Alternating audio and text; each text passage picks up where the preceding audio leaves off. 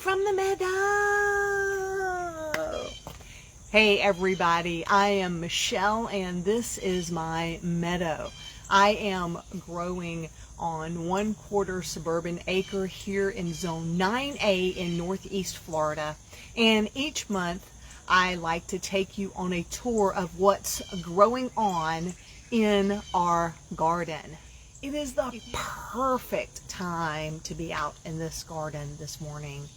We had a little bit of rain yesterday. We had some heat last night, but this morning the temperature is just perfect. I don't know what the temperature is, but it is lovely out here. I've already gone through all my process. I'm all sunscreened up. I remembered my hat today. I remember my garden shoes. So it feels like I'm semi-coordinated with this for a change, because I'm usually like trying to figure out one thing or another. For a few months I could blame the anesthesia after the shoulder surgery. I don't think I can blame that so much anymore. Let's get this garden tour growing on, everybody. But first, coffee. I may have shared this cup last time, but I loved it so much. I saw it on Facebook and I ordered it because I am that aunt, and I'm that much of that aunt to order this kind of a mug for myself. So I thought this morning it might be good to start on the patio, because the patio always ends up being the last thing I do. And so this table, which was never supposed to be my seed starting station, has become my seed starting station, much to my wife's dismay. And so I am attempting to propagate some of the nectarine tree. I am getting some roots on some betel that I am working on growing. And we've got our starts for some orange hat tomatoes. And then down here, I have tomatoes that I have clipped from suckers on my garden tomatoes. And I put them in water, got roots on them, and then transplanted them. And all of them have made it except for one, and now I have since taken more suckers and put in those pots. I am also growing something new, and I am not sure I know I've not done a video on this yet. I'm not sure I've shared it with everyone. This right here, that is called betel, B-E-T-E-L. And betel is a leafy green. Apparently it is used in a lot of Asian cultures. My mother-in-law grows it down the entire side of her driveway, and I always thought it was ornamental until she cooked with it for me. And she uses this like you might use grape leaves in Mediterranean food, and she made wraps out of those and fried them up in the pan, and they were delicious. It was very similar to getting a grape leaf wrap, but with the betel. But apparently it could be used, sliced up, used with omelets, cooked with your eggs, any other another way.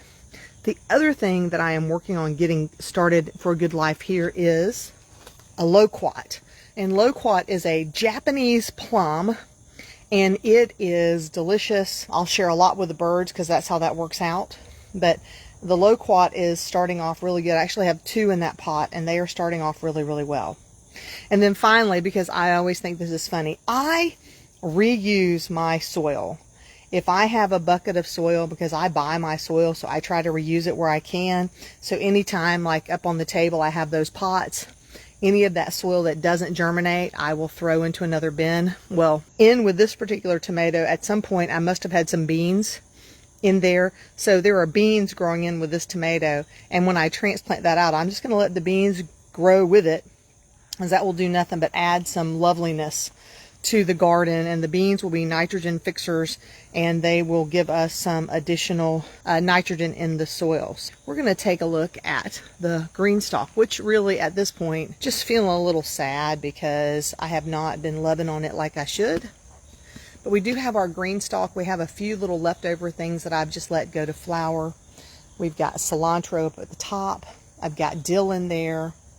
I continue, whenever we have onions that we have bought from the grocery store, I continue to save the last bit of the onion, the last half an inch or so, and I come and pop it into the soil. And so it is definitely time to do a little bit of cleanup on this green stalk.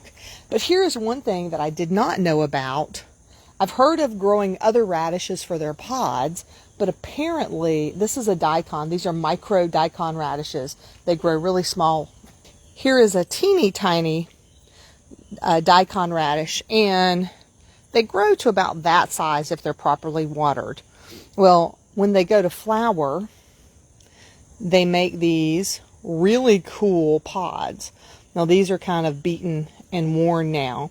And then the pods, they flower, the flowers turn to pods, the pods grow seeds, the seeds become the next generation. But before they go to seed, before they finish going to seed, I guess is the best way to put it, these pods are edible and they taste just like the radish. So it's kind of like getting radish candy in your salads without the radish.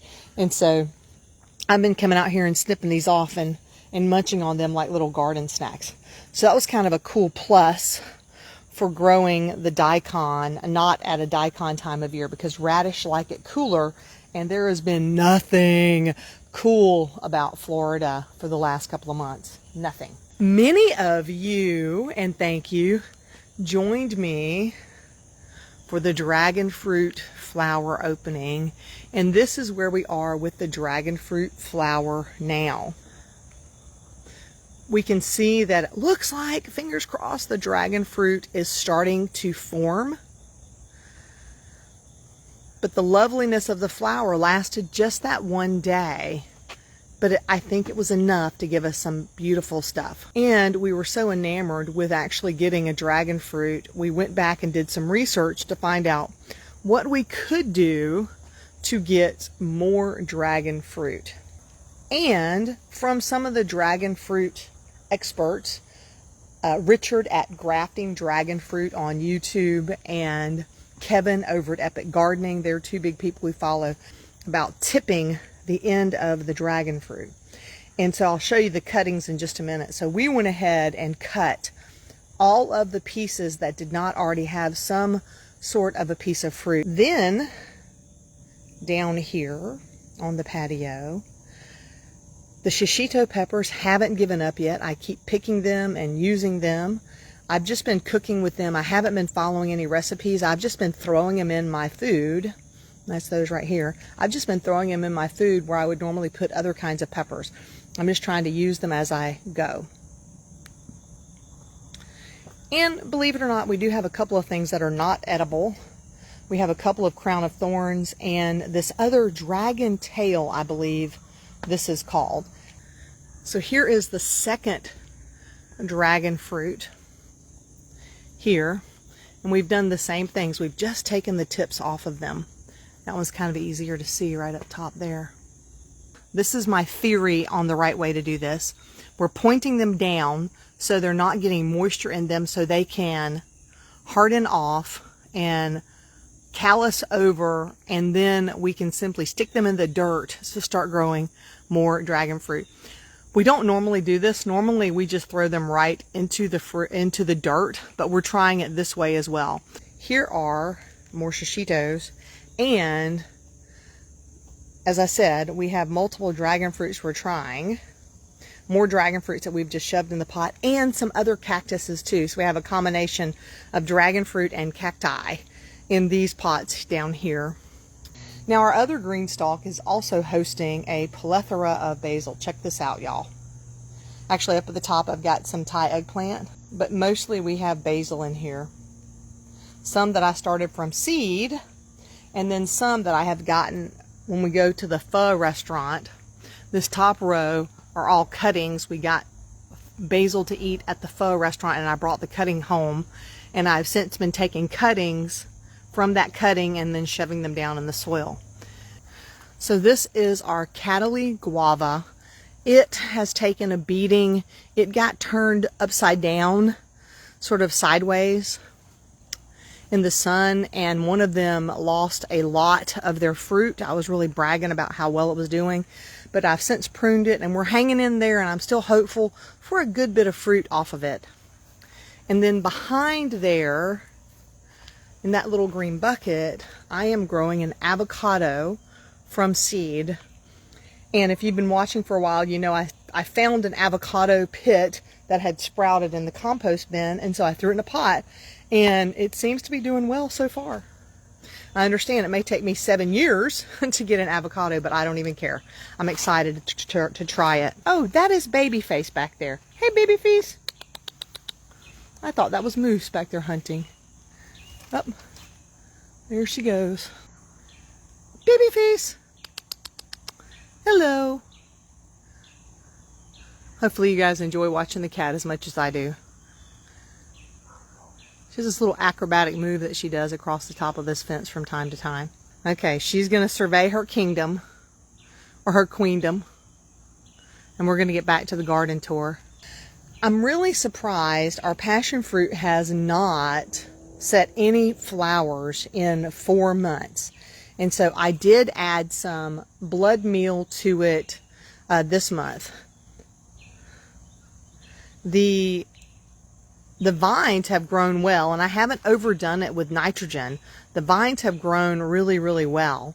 They've done really, really well, but no fruit. So I'm hoping that adding the blood meal will be something that will allow it to push itself into some flowering, because I want some passion fruit, y'all.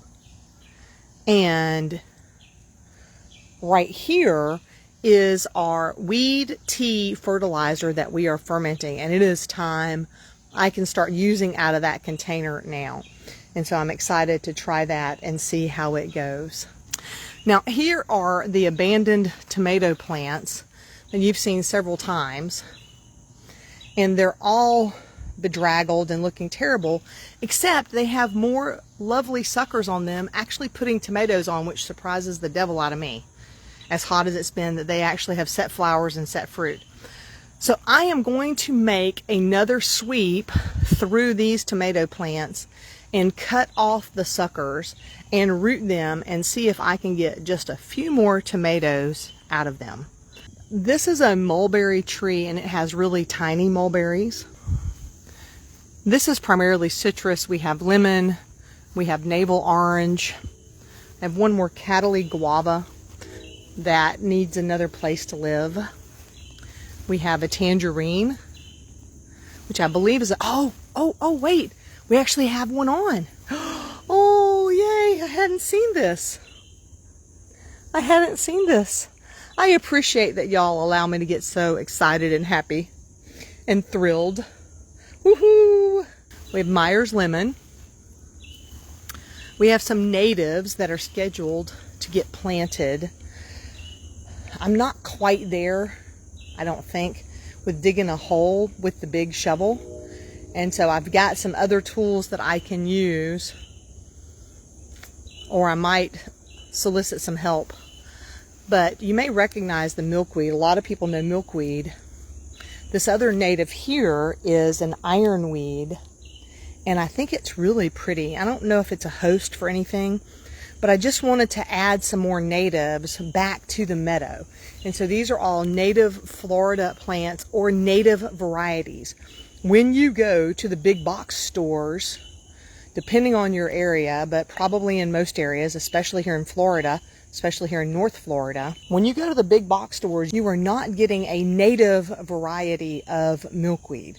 You are getting typically a tropical milkweed. And that tropical milkweed is part of the challenges we have with OE, which is a parasite that monarch butterflies get, because the tropical milkweed does not die back.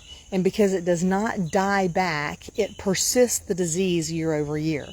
And so you can grow tropical milkweed, that's fine. Go to the big box stores and get some tropical milkweed. But at the beginning of winter, you need to cut it back to the ground so that it has a chance to die off and any of the parasites have a chance to die off. So there's my little announcement on taking care of the monarchs, my friends. Here we have an elderberry that I planted, and I actually have a few more berries on that the birds haven't eaten yet. I envisioned myself picking the elderberries and making elderberry syrup. Well, what the elderberries have become is a gift for the birds, and it keeps them out of the rest of the garden. So that works out really well too. Yesterday, this was an avocado with a bite out of it. And so I set up my camera so I could capture it. And nothing. I had it 5 feet away, hoping that it would be a good distance to get the full shot. Nope, nothing. No footage. I don't know what's eating it. It's probably the raccoon or the possum, I don't know. But I'll show you, it's like little hostage situations. I keep finding the little gift bags all around the meadow where they have taken them off of the tree. In fact, there's one out there. They've taken them off the tree. Let's go out here and look.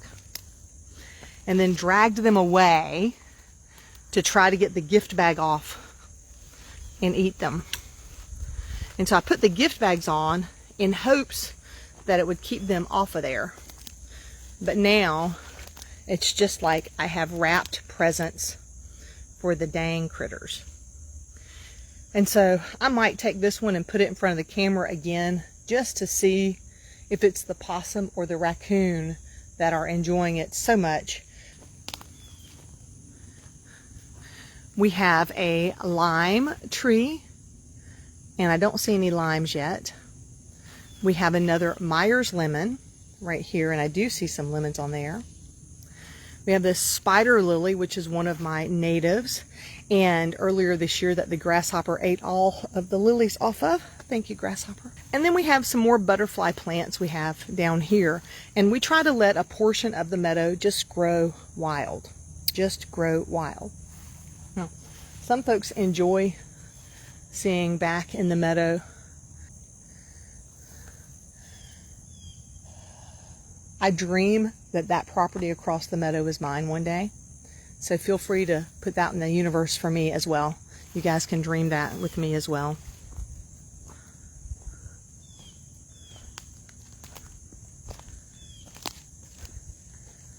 It's pretty quiet back here today.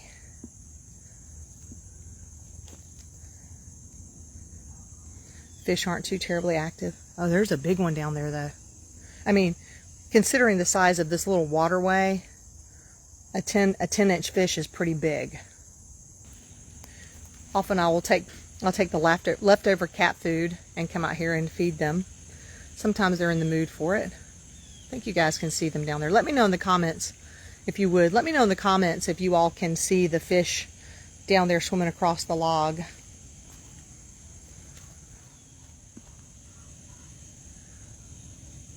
Sometimes I forget that I'm in the middle of the suburbs, but in the middle of a neighborhood.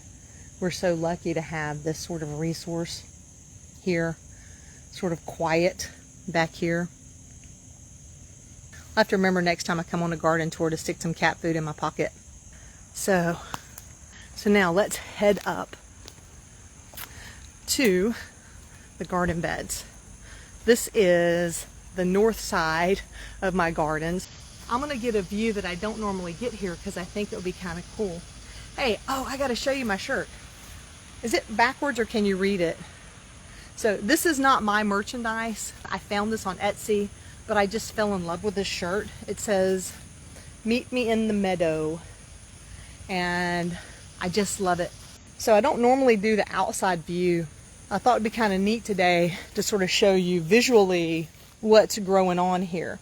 On our 1/4 acre property, I am gardening on as much of the exterior perimeter as I can without infringing on my neighbors. I'm trying to continue to be a good neighbor. Here are the Birdies and Vigo bed. The first one is the Vigo bed. The next one is the Birdies bed. And so then from there we have our corn and then tomatillas.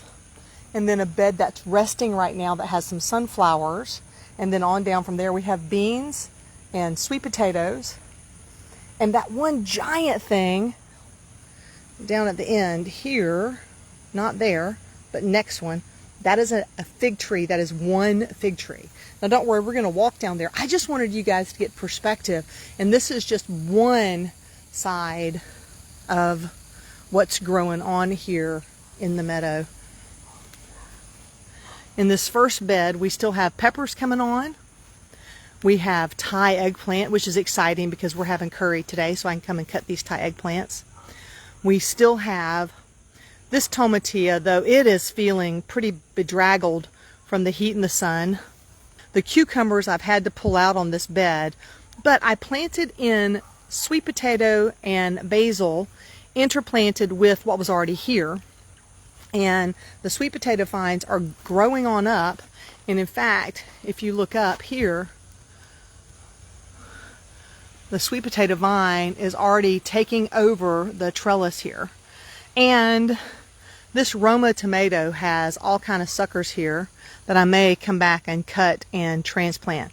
Now they are a determinate tomato, so I don't know if it will make more fruit if I do that, but I do see that it has some flowers on, so time will tell. I'm just testing. Everything's a test. Everything's a test.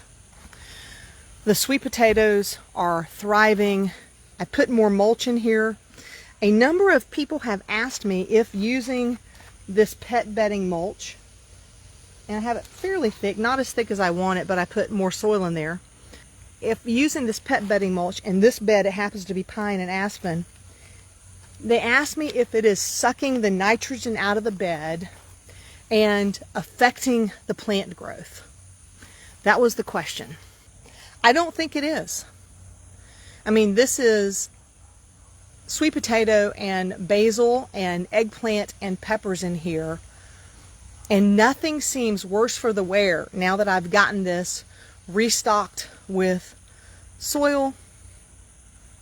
I'm not even sure I did more amendments on this bed, but ever since I got it mulched in, it seems to be doing better than it was. And so peppers over there, you can see the eggplant here, and this is some more basil that I literally just cut and shoved down the ground. In fact, it's using the sweet potatoes using the basil. So I don't think that the pine or the aspen or the combination is hurting any of the plants. This mulching has been a huge difference in this bed. A huge difference.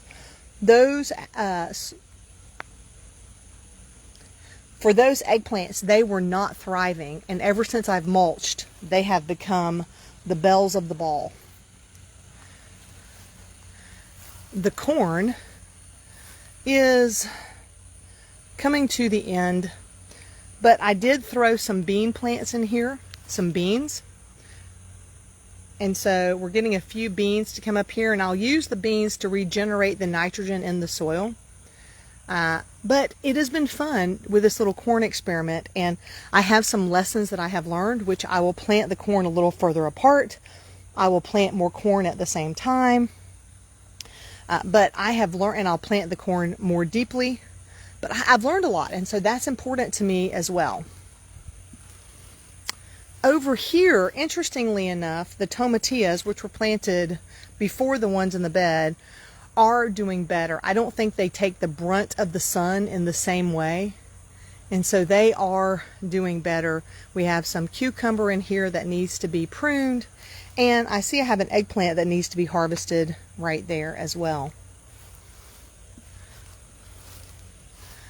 Another Cutco guava, which is doing better this year than it has in the past. And the difference, well, first it's time, right? It's had some more time, but I've done a lot more mulching on this side than I have in the past. And that seems to be the trick over in this bed.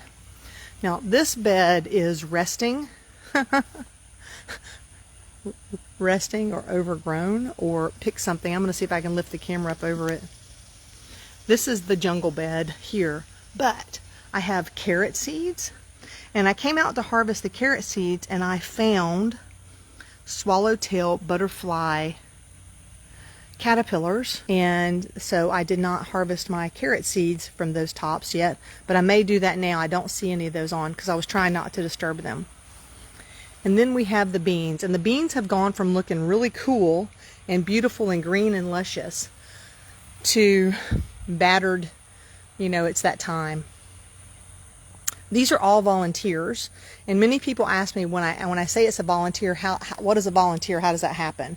Well, I'll show you. If you look down inside of this particular bed, I can show you how a volunteer happens. If you see this bean here, it is still on the vine, but hopefully you can see that. But with that bean, it is ruptured open. It has rained enough. And that is actually the radicle or the sprout that starts the bean starting to come out of the bean. And so that will fall to the ground. And what doesn't get eaten by other critters has a really good shot of becoming a plant.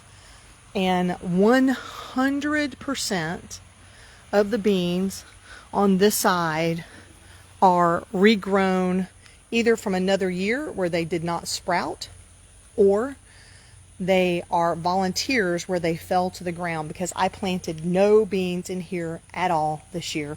And we are beans, beans, beans. We have so many beans it's actually covering one of the persimmon trees here. The beans are covering the persimmon trees, and the persimmon tree is the host trellis. So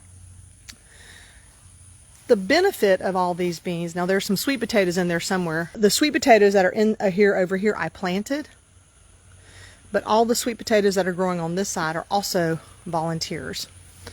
And so it's where I left sweet potatoes in the ground that I didn't find, and they sprouted and started growing some more. And so this is work once, harvest many, which I'm all about that. Now, check out this fig, y'all. I swear it's got to be 10 feet from side to side. And, oh good, we've got fruit on, and it's starting to blush. I think that's what you would call it. It's starting to blush now. I can get my second batch of figs from in here. So that is lovely. Over here, I have allowed this Biden's alba to just be a great pollinator place on this side of the garden, because I'm trying to make sure we have, again, pollinator options all around. And so we have this here. This is a motherland okra. I don't know if I have any pods on right now. I think I've shown this before. We've eaten a few pods from it, not a whole lot. I think I did not plant it in a great place. It was not getting enough sun, and so it's grown up very, very, very slowly. But it just tastes like okra, but the pods are sort of like a giant acorn in shape. And so that's what the pods look like. And my wife's persimmon tree here is doing fantastic. We pinned it up, and it's doing better since we did that, but it has got a good amount of fruit on it, and I'm hoping it hangs on to this fruit and we get a good harvest from there this year. And another fig tree. My friend Leanna gave me this one, and it got planted in a different place and then got transplanted to here. Oh, look what I see. Garden snack. I haven't had any breakfast yet, so y'all don't mind if I had a fig. Somebody told me they had never had figs, and I can't even imagine. My grandmother had a fig bush, and so I grew up eating figs. So, that is sweet, y'all. That is sweet and delicious. Sweet and delicious. This is the Asian wing beans, and I cut them back about 3 weeks ago. You would never know that I gave them a hearty pruning, and they just loved it. And they're like, oh, you want to prune us? We got you. And y'all can probably see all the little vines that are sticking out. So very good stuff there. This is the salvia. I love watching it. I feel like it's one of those the dancing airmen at the auto showroom. When the bumblebees are on here, it just bounces around. Now check out the zinnia. We've got zinnia up here. We've got milkweed. We've got horse mint. We've got gaillardia. We've got black-eyed Susan. This is horse mint, another pollinator favorite and a native. Flower is just beautiful, and we kept wondering if it was ever going to do anything. Check this out. It is just a beautiful flower. It's kind of amazing. It has the colors like some orchids with that dots and spots. It kind of reminds me of an orchid, but it's a multi-flowered thing going on there, or multi-petaled flower going on there, multi-levels. Another view of that. I don't know. I just love this. This is right outside our front window. So I love opening the blinds and I can see out to all this color and loveliness. So this is what I call Southside Estates. This is the south side of the house. And when we get a little closer, you'll see my trellis is falling down. So I had to cut out a bunch of beans off of there this week because it was all falling over. And this side needs a good cleanup now. And so I'll be working on that probably today, if I can get out here and get done with this video.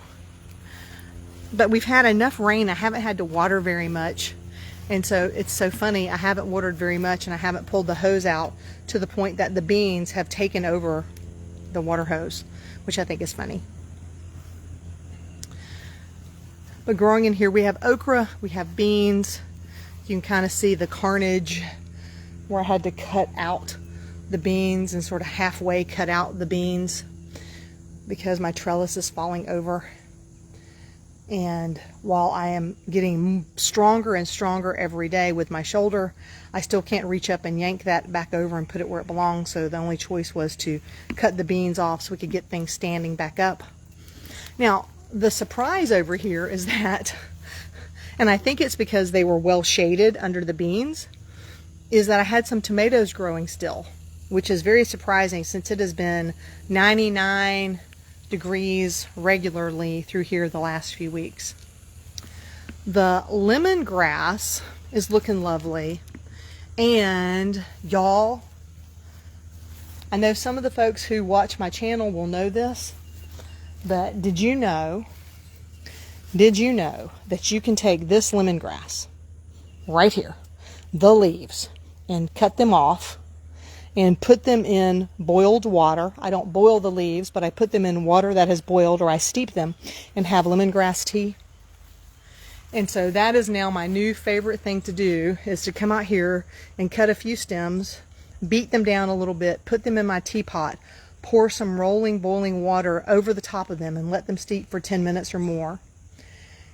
And then I take that whole thing, I take the leaves out and I put it in the fridge and let it chill out. And it is some of the best tea I've ever had in my life for an iced tea. No sugar. You could add some sugar or honey, but I don't, and it's just lovely. We got more beans down here. Beans, beans, beans. And somewhere under these beans are tomatillos, but the tomatillos have never done anything over here. And I've shared a couple of times that this bed was pretty low in fertility. And I think that shows because nothing really has grown over here except the beans. And so we're working on improving the fertility over in this soil. While we're here, we should probably just check on those bananas for you.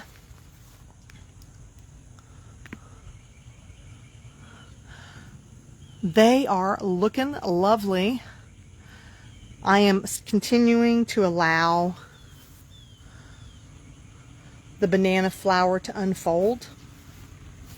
Those are male banana flowers, and this will continue to open a layer at a time and get longer and longer. But once the sun is out here and it dries up, I usually see the bees all over this. Y'all won't believe how much taller this is. Let me back up here. Actually, I'm going to have to back up more because it won't be able to fit all on the camera.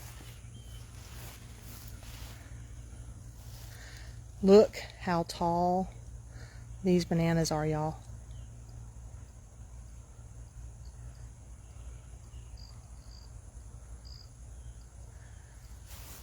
I am 40 feet, 30 feet from the plant in order to get it all in the view. That tallest leaf is probably 15 feet up there. It's kind of amazing considering where this banana circle started. Now, definitely I have to do some pruning. Some of these banana plants need to come out so that we can make room for growth of actual bananas, but I just love it. I just think it looks so beautiful.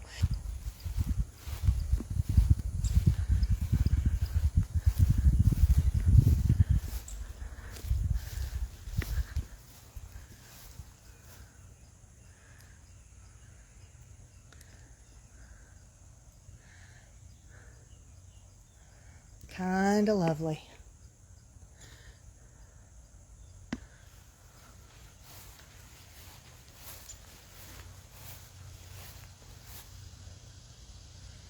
Like a little jungle in here.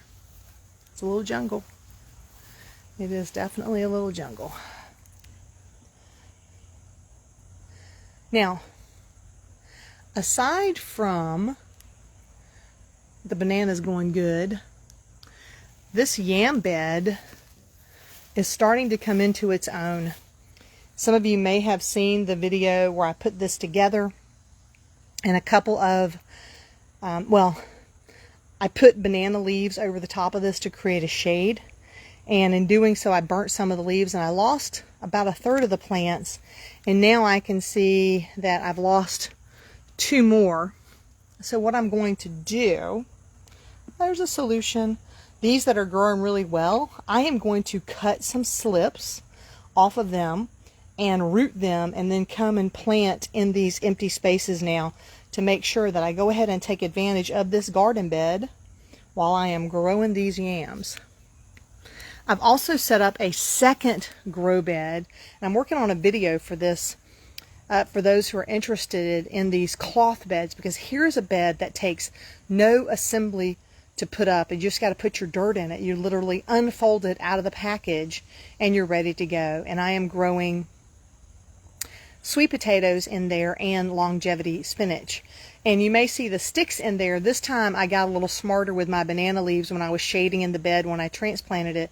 And I used the sticks and I had a cross piece on there so that I could keep the banana leaves off of the plants and give them a little shade for the first couple of days while they were getting settled into the new garden bed.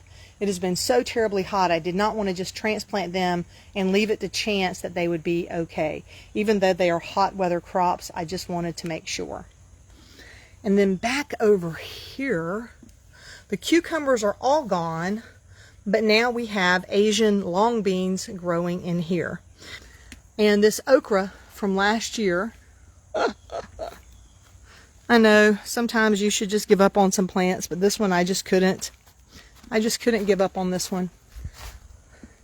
This okra plant is close to a year old. It's close to a year old. And it grew a new sprout. And I have been eating okra off of it. We can see there is okra on it now. There's okra up here. And it's growing really, really well. And so I'm going to let it keep on growing. We'll see how long I can hang on to it. And that, my friends, is the garden tour for August. Lots of stuff growing on here. Let's step up here on the step. Lots of stuff growing on here in our Northeast Florida Suburban Garden. We're in Zone 9A. If you have any questions about anything that we're doing here, I always welcome those. I love sharing what's happening. I love sort of sharing our garden here with folks both on Facebook and on YouTube. Until next time, my friends, remember to drink plenty of water and wear your sunscreen, a good quality sunscreen, and have a fantastic day. Bye, y'all.